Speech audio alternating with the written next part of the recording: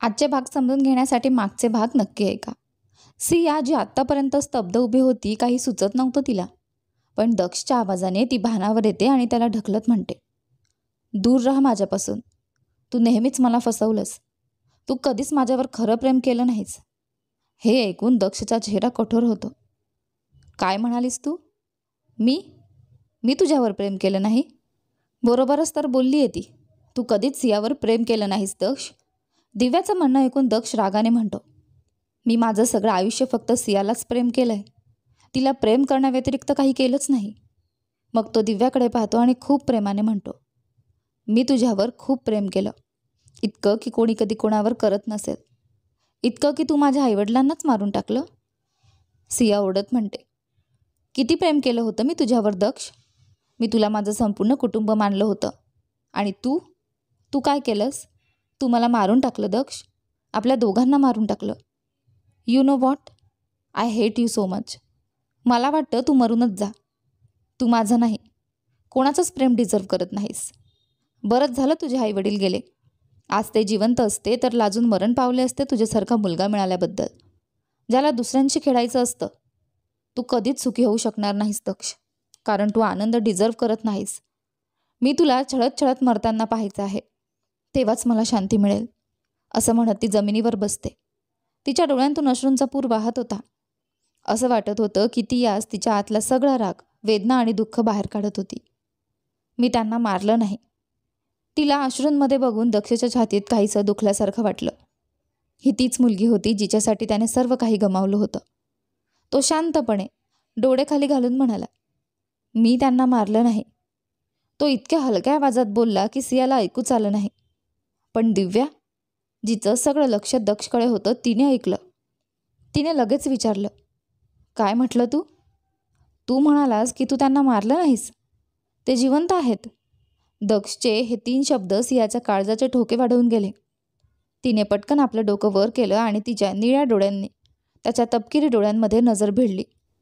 दक्ष तिच्या डोळ्यांतच पाहत होता, जणू त्याला खूप काही सांगायचं होतं. सियाच्या डोळ्यात अश्रू होते. दिव्याला काहीच कळत नव्हतं की हे सगळं काय चाललंय. ती त्या दोघांकडे पाहत म्हणाली, हे डोळे लावणं नंतर करा, आधी हे सांगा तू आता काय बोललास ते खरं आहे का? माझे बाबा खरोखरच जिवंत आहेत का? हे ऐकताच दक्ष एक तिरकी स्माईल देतो, जणू तिला चिडवत होता. ते पाहून दिव्याला आपल्या चुकीची जाणीव होते आणि ती डोळे मिटून घेते. आणि जसं ती विचार करतच होती, सिया आश्चर्याने विचारते, हे याचा काय अर्थ? माझ्या बाबांचा तुझ्याशी काय संबंध? तू सांगशील का, की मग मीच सांगू? दक्षचं बोलणं ऐकून दिव्या म्हणाली, आपण दोघी बहिणी आहोत सिया, आणि आपला एक भाऊही होता. होता म्हणजे काय? 1 वर्षापूर्वी त्याचा मृत्यू झाला. काय? पण कसा? अपघात झाला होता. सिया चिडलेल्यासारखी म्हणाली, तू मला सगळी गोष्ट नीट सांग. आपल्या दोघांचे आईवडील एकच होते. मी आणि भाऊ जुडी मुले होतो. भाऊ माझ्यापेक्षा 1 तास आधी जन्माला आला म्हणून मी त्याला भाऊ म्हणत होते. मी आणि भाऊ तिघं 4 वर्षांची असताना तू आमच्या आयुष्यात आलीस, आमची लहान बहीण. आम्ही दोघंही खूप खुश होतो. काही वर्ष सगळं छान चाललं होतं. पण एक दिवस आईवडिलांना एका महत्त्वाच्या कामासाठी बाहेर जावं लागलं. जाण्यापूर्वी आईने आम्हाला मामाच्या घरी सोडलं आणि तू आधीच सिंगानिया मेन्शनमध्ये होतीस. आणि जेव्हा आई बाबा रस्त्यात होते तेव्हा त्यांचा अपघात झाला आणि त्यात त्यांचा मृत्यू झाला. सगळ्यांना वाटलं की तो एक अपघात होता, पण मला नंतर कळालं की ती एक साजिश होती. आणि आपल्या आईवडिलांना मारणारी व्यक्ती म्हणजे शिवन्या सिंघानिया होती. तिला वाटलं त्या कार अपघातात मी आणि भाऊही मेले, कारण तिला माहीत नव्हतं की आईने आम्हाला आधीच मामाच्या घरी सोडलं होतं. अनेक वर्ष मी तुला शोधण्याचा प्रयत्न करत होते आणि एक दिवस तू अचानक माझ्यासमोर आलीस.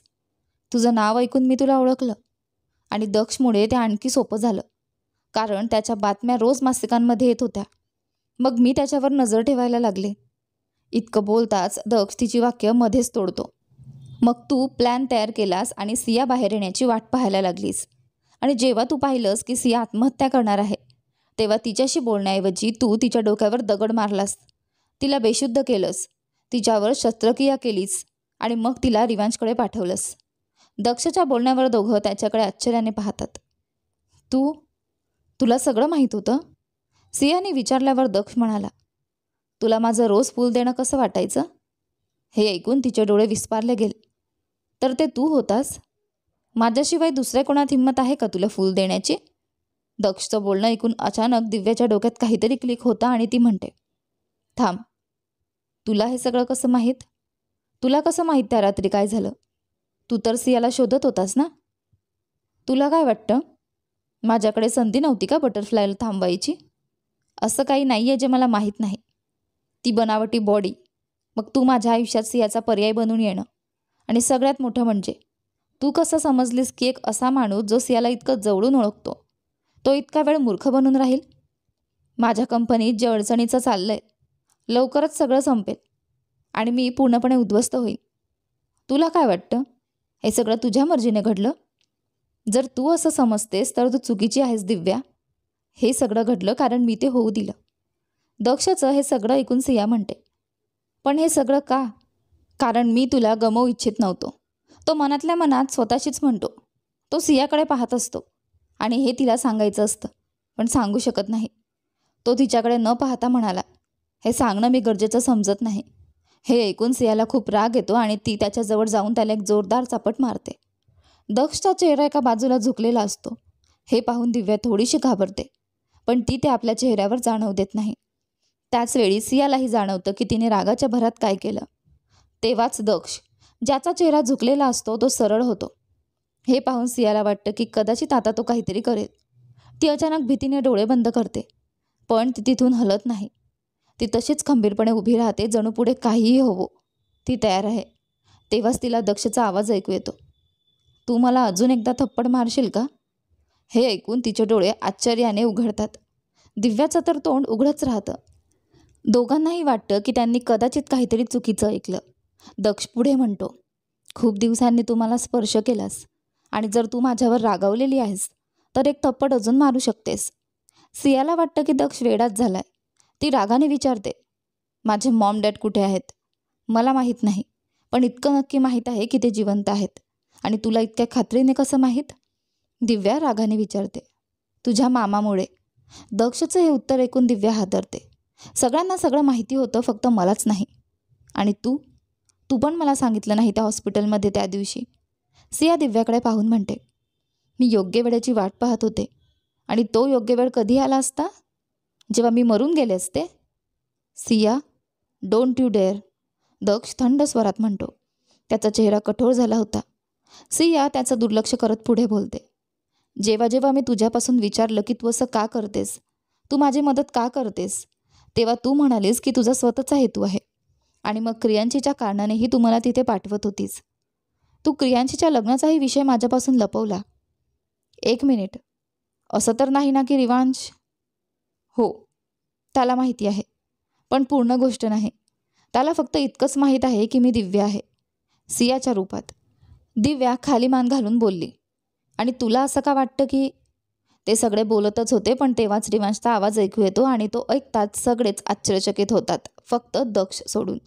सिया आश्चर्याने म्हणते, काय? तुला अजून काय माहीत होतं? आणि तू इथे कसा? मला माहिती होतं की तू खरी क्रियांशी नाहीस. ही गोष्ट मला नंतर समजली. सध्या ते महत्त्वाचं नाही, पण खरं सांगायचं तर आपल्याला अजूनही खूप काही माहीत नाही. आणि क्रियांशीच्या बाबतीत नेमकं काय झालं हेही मला माहीत नाही. त्यामुळे आता तरी सांग की असं काय झालं होतं की तुला तारा आणि काकूचं अपहरण करावं लागलं? सिया त्यांचं बोलणं ऐकून म्हणाली, म्हणजे तू? असं काही नाही जे माझ्यापासून जास्त काळ लपून राहू शकेल.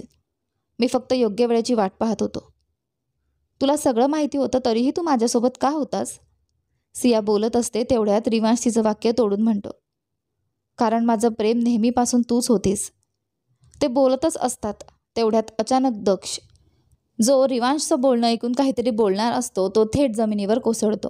हे पाहून सगळे हादरतात आणि त्याच्या तोंडातून रक्त बाहेर येतं. हे पाहून सिया घाबरून जाते.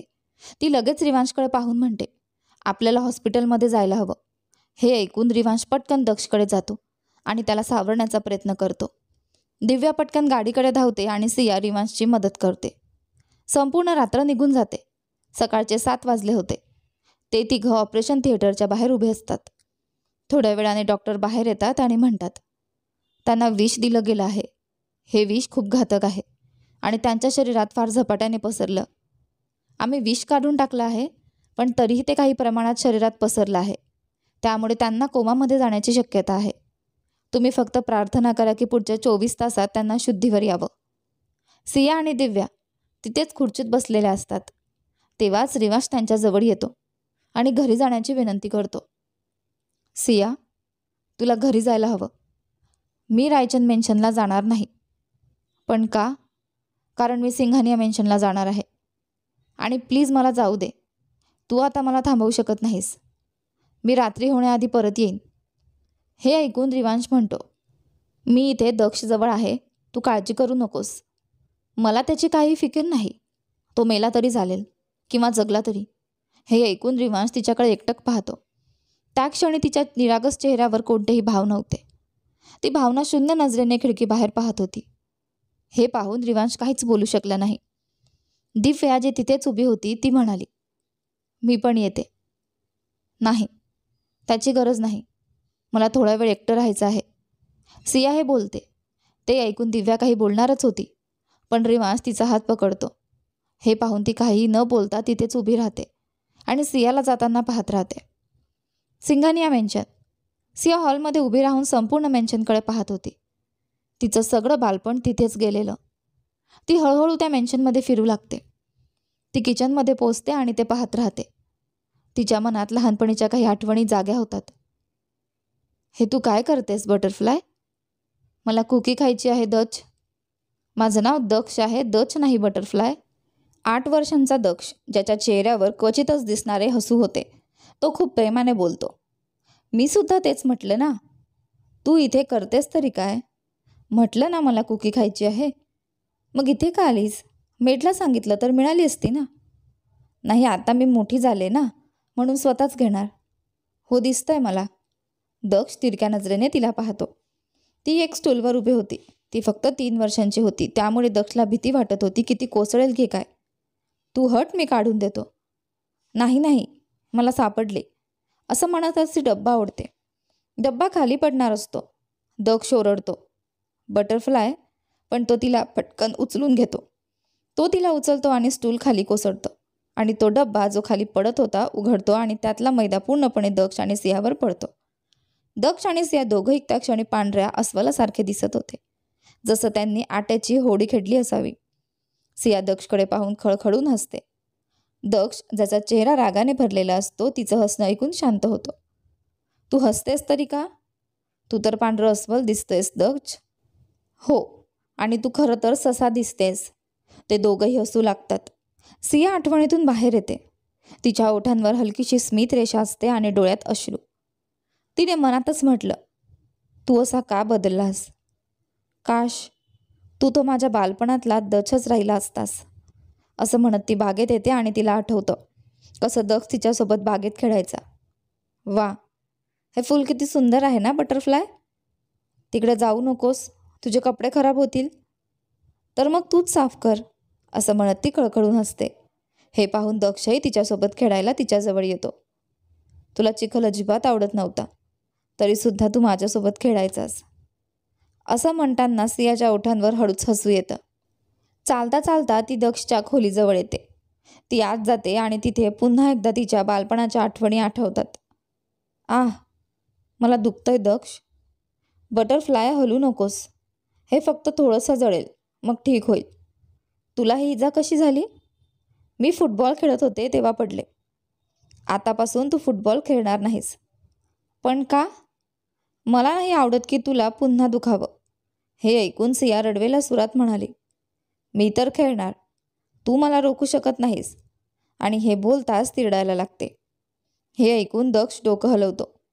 ठीक आहे, ठीक आहे. तू खेळ, पण फक्त माझ्यासोबत, एकटीने नाही. हे ऐकताच सिया हसत म्हणते, खरंच? तिचा असा क्षणात बदल पाहून तो कुडकुडतो. जरा पहा तरी या मुलीकडे. आत्ताच तर रडत होती. किती पटकन रंग बदलते. सिया हसू लागते हे आठवताना, पण लगेचच तिला आठवतो तो दिवस जेव्हा ती या घरात दक्षची पत्नी म्हणून आली होती आणि तिला फक्त फसवणूकच मिळाली. दक्षने तिला किती खोल जखम दिली होती.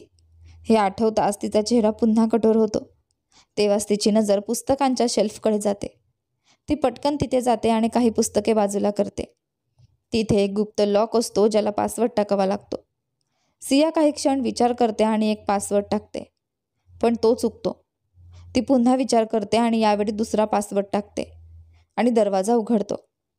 पासवर्ड तिचा जन्मदिनांक होता. जिथे काही वेळापूर्वी पुस्तकं होती तिथे आता एक दरवाजा दिसतो. दक्षच्याशिवाय फक्त सियाला माहीत होतं की तिथे एक गुप्त खोली आहे, पण त्या खोलीत जायचं तिला कधी परवानगी नव्हती. त्यामुळे तिने कधी पाहिलंही नाही. पण आज ती जाणून घ्यायचं ठरवते की तिथे नक्की आहे तरी काय. दरवाजा उघडताच तिला काही पायऱ्या दिसतात. ती पटकन त्या उतरते. खाली एकच कॅमेरा असतो. तो खोली पाहून सिया थक्क होते. तिने स्वप्नातही असं काही विचार केला नव्हता. त्या खोलीत फक्त तिचं सामान होतं. तिचे लहानपणीचे कपडे, खेळणी आणि ती बटरफ्लाय क्लिप जी तिला फार आवडायची. बालपणापासून आजवरचे तिचे सगळे फोटो तिथे होते. खोलीच्या एका बाजूला एक टेबल आणि खुर्ची होती. ती तिथे गेली पण तिथे काही नव्हतं. तेवढ्यात तिची नजर एका दरवाजाकडे जाते. ती तो उघडायचा प्रयत्न करते पण तो लॉक असतो. आजूबाजूला पाहूनही तिला काही सापडत नाही. पण मग तिची नजर टेबलवर ठेवलेल्या एका फोटो फ्रेमकडे जाते. तिच्या बालपणीचा फोटो होता. ती आसपासचे फोटो आणि टेबलावरचे फोटो एकत्र बघते आणि मग ती फ्रेम उघडू लागते. फ्रेम उघडल्यावर त्यातून एक छोटीशी चावी खाली पडते. ती चावी उचलून ती दरवाजा उघडते. आत एक डायरी ठेवलेली असते. ती डायरी उघडते. पहिल्या पानावर तिचा आणि दक्षचा लहानपणीचा फोटो असतो, जिथे ते दोघं खेळत असतात. तिने दुसरं पान उघडलं आणि वाचायला सुरुवात केली. आज माझी बटरफ्लाय 5 वर्षांची झाली. मला तिला या जगातला सगळा आनंद द्यायचेत. ती मला खूप आवडते आणि मला अजिबात आवडत नाही जेव्हा कोणी दुसरं माझ्या बटरफ्लायशी मैत्री करतं. ती फक्त माझी आहे. मी नेहमी तिची काळजी घेईन. हे वाचून सियाच्या चेहऱ्यावर हळूच एक स्मित येतं. ती पटकन पुढचं पान उघडते. मॉम सियाला द्वेष करते. त्यांचं म्हणणं आहे की सियाच्या डॅडने माझ्या पप्पांना मारलं. त्यांच्यामुळे आमचं कुटुंब तुटलं. पण या सगळ्यात सियाची काय चूक आहे? मी तिला कमावू शकत नाही, काहीही झालं तरी. मॉम तिला मारून टाकायचं ठरवत होती पण मी त्यांना थांबवलं, तिच्या प्रॉपर्टीचं कारण देऊन. मला खूप शक्तिशाली व्हायचं आहे, जेणेकरून मी माझ्या बटरफ्लायची कायम रक्षा करू शकेन. मला मॉमवरही खूप प्रेम आहे, पण मी बटरफ्लायला गमावू शकत नाही.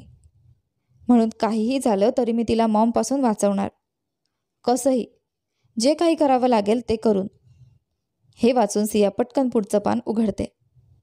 आज मॉमने मला एका मुलीशी भेटवलं.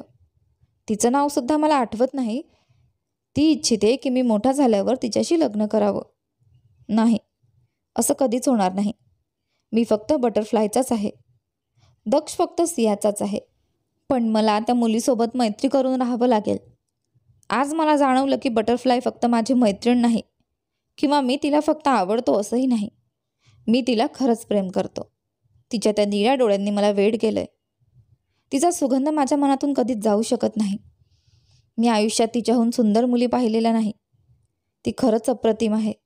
तिच्यासाठी मी काहीही करू शकतो. पण मी एवढ्या लवकर मरू इच्छित नाही, कारण जर मी मेलो तर तिची काळजी कोण घेईन? हे वाचताना सियाचे डोळे लाल झाले होते. तिने लवकरच पुढचं पान उघडलं. सिया आता 18 वर्षांची होणार आहे आणि मला तिच्याशी लग्न करावं लागणार आहे. तिच्या प्रॉपर्टीचं कारण देऊन मी मॉमला थांबवलं होतं. तो दिवस आता जवळ आलाय. मी मॉमला दुःखी करू शकत नाही. ती माझ्यासाठी देव आहे. तिने मला जन्म दिला आहे. पण मी सियाला तिच्यामुळे त्रास होऊ देणार नाही. आता तो वेळ लांब नाही जेव्हा तिला सत्य कळेल. यानंतर पुढे काय होते ते पहा आपल्या या कथेच्या पुढच्या आणि शेवटच्या भागामध्ये. धन्यवाद.